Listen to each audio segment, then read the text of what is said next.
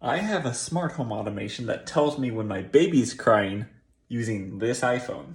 So to set this up, go to your settings, then go to your accessibility, then scroll down to sound recognition, and make sure that you have this ability. And the iPhone can recognize so many sounds. It can do cats, dogs, car horns, doorbells, baby crying. That's the one we're going to be using. All sorts of sounds. So we're going to be using this in the Siri Shortcut app. So before I show you how to set up this automation on the iPhone, just know I'm using Home Assistant to create a dummy switch that will, if it turns on, that will run the automation to tell me that my baby's crying. So right now, it's just going to send me a notification that says, hey, baby's crying. But you can do all sorts of stuff. You can have a light turn a certain color. And this is so, let's say the baby's asleep in one room and I'm doing, dishes or something in the kitchen.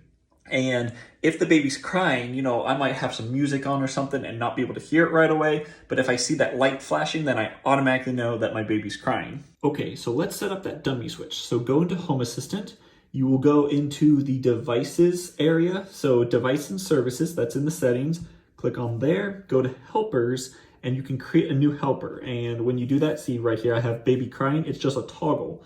So what you'll do is it will start to create a helper. Then you'll scroll down to the one that says toggle. So all it is you name it and you give it an icon, and that gives you a virtual switch that can turn on or off. Once you have that dummy switch created, I just use the HomeKit Bridge plugin in Home Assistant to send it to HomeKit. Okay, so here it is in HomeKit, see baby crying. So now we just have a dummy switch that does not do anything except turn on and off. Now we need to open Siri Shortcuts. Before we actually make the automation, we need to go to Shortcuts and create a simple shortcut that just says set the baby crying on and off. So for some reason, this automation can't actually turn on or off smart home. So I'm having the automation happen when it hears the sound to trigger the shortcut. I don't know why Siri Shortcuts works that way, but that's the way it goes.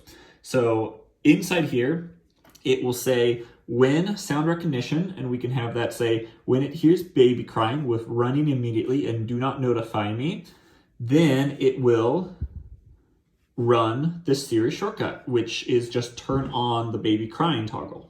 And if you're only running Apple HomeKit, you don't really need to be jumping between Home Assistant and HomeKit. You could have lights flash and do all that stuff without the baby toggle and all that. But I want it in Home Assistant because that is the smart home backend that I use. That way I can have notifications be sent to me. I can run anything in my smart home, no matter what it is. So that's why I'm going between Home Assistant and HomeKit. But if you just want a light to flash or something when your baby's crying, you can totally just do that within HomeKit by itself. So if you decide to use Home Assistant, then you go into your app and you go to automations, and I created one called baby crying. So let's click on that. And all it is, when baby crying changes from off to on, so that is that dummy switch.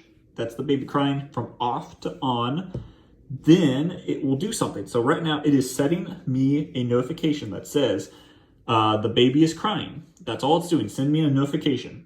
And then I have call service turn off the baby crying. So when the baby toggle turns on, it will talk to Home Assistant. Home Assistant sees that it's on, sends me a notification, and then turns it back off. So I don't have to worry about it staying on. So it's off for the next time. And you can do whatever you want in this then do section. So I can have a light toggle, I can have a light turn a certain color. I can do whatever I want so I know that my baby is crying. And there you have it. You now have an automation to tell you when your baby is crying. Just note, it's not always accurate. Sometimes it will do false positives, like when my cat meows, sometimes it thinks it's a baby crying. And so don't use it as like a security system or, blasting the music as loud as you can and relying on this automation to work. It's just kind of a convenience thing. Anyway, I make all sorts of home automation content. If you like this stuff, feel free to follow.